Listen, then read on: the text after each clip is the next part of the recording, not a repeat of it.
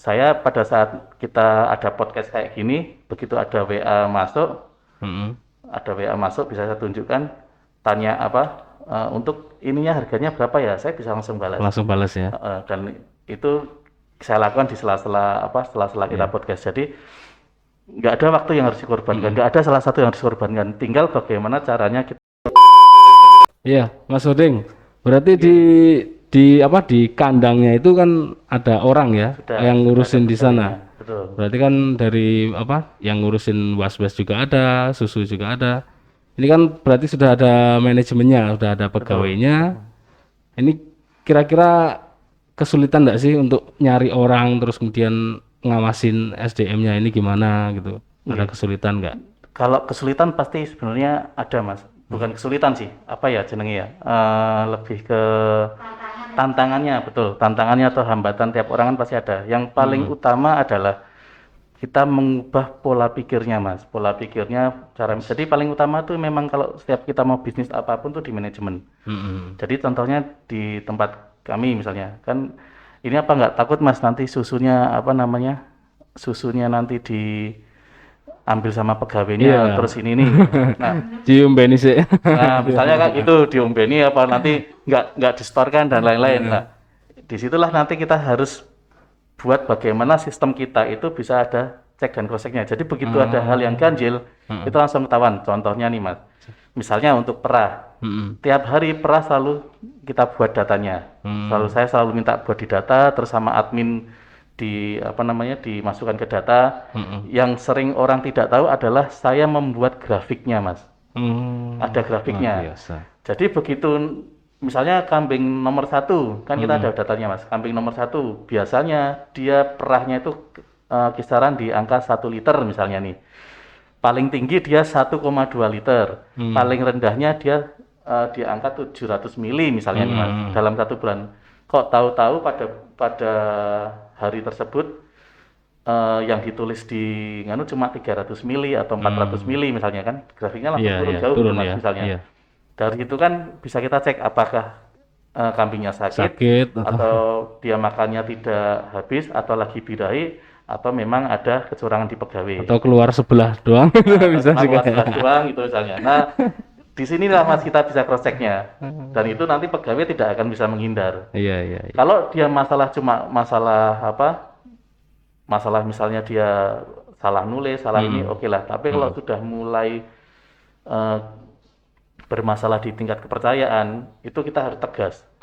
Kalau misalnya memang dia sudah tidak bisa dipercaya, ya jangan dilanjutkan. Karena masih banyak orang yang mencari pekerjaan dan dia bisa dipercaya gitu.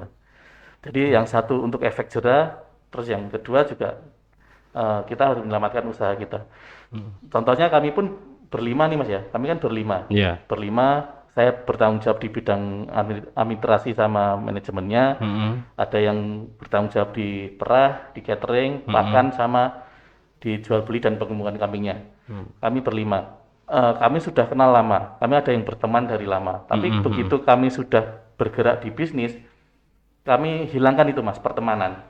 Kalau memang dia pada saat itu lalai, ada sesuatu yang lalai, ya dia harus bertanggung jawab. Jangan terus karena teman ya. Ini jangan, Mas. Jadi kita bedakan. Begitu kita bisnis, begitu di teman-teman. Kurang lebih seperti itu, Mas. Jadi walaupun kita nggak sering ke kandang atau apa, tapi dengan kita sering adanya data pembukuan, kebetulan ada pelatihan pembukuan ya kalau nggak salah di CU. Nah, iya, itu di luar biasa, CU, Mas. Bareng ya.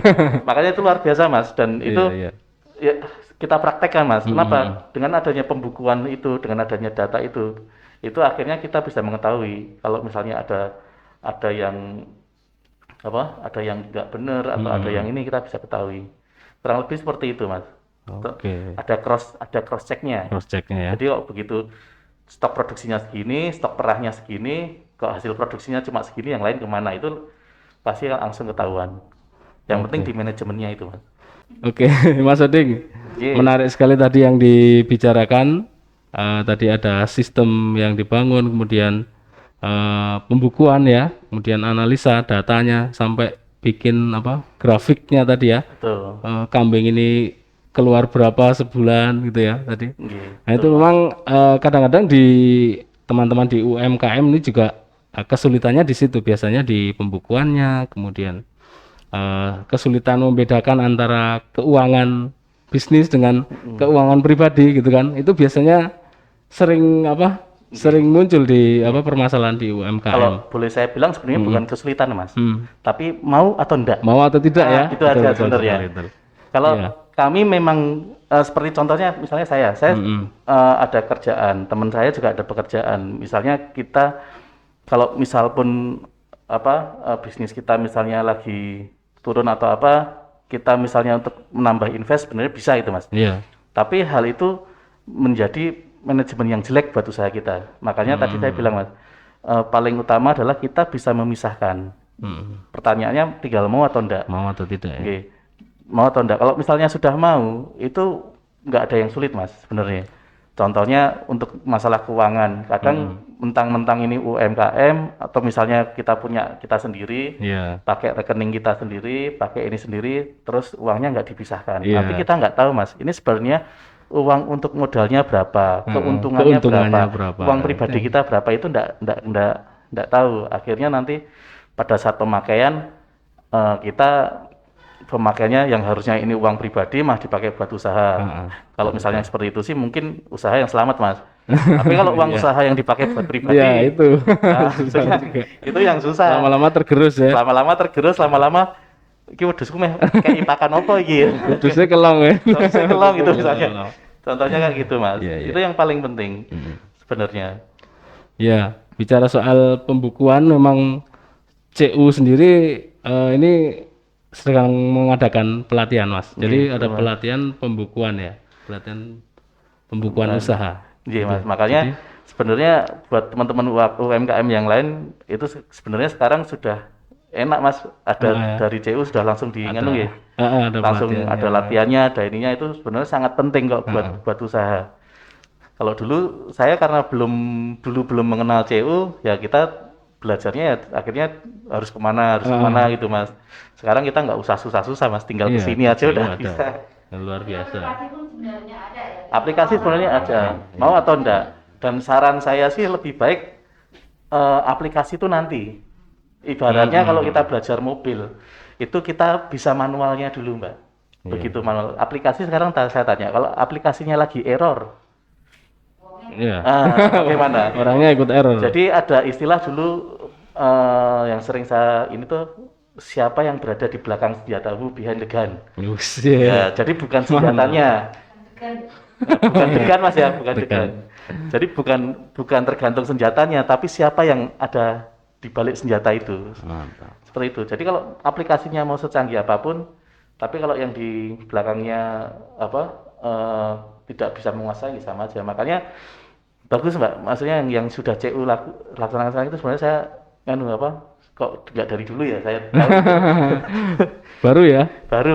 Makanya kalau misalnya sudah ada pelatihan pembukuannya sekarang ini, sudah terbiasa, sudah ini, nanti mau pakai aplikasi apapun udah santai Mas. Besok bisa jadi fasilitator juga ya? Nggih. Oke ya, besok dijadwal ya. Oke. Ini kayaknya yang di ruangan sini ada yang mau tanya ini Mas. Dari tadi kayaknya kepingin tanya Mbak Fiska. Mau nanya Mas, itu kan produknya banyak banget nih. Terus omset penjualan per bulan itu kira-kira sekitar berapa sih? Omset.